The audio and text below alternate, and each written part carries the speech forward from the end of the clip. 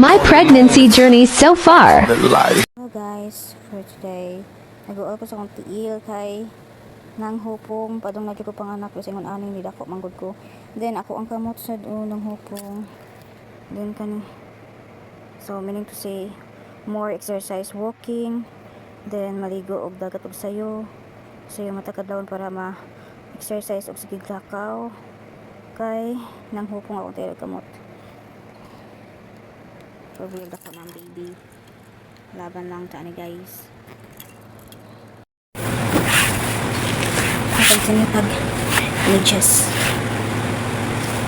Basta pregnant kalisod kayo ng medyas. Samot mong partner nga busy kayo wala usang bisihan. Ikaw na rin kamot medyas.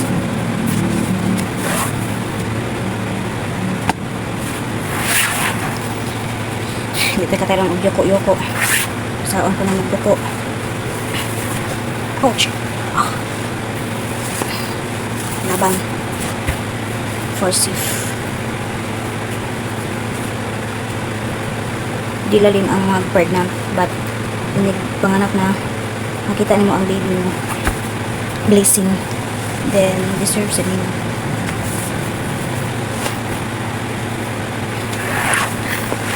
Diyan ang dahon. So, that's why for today. Bye!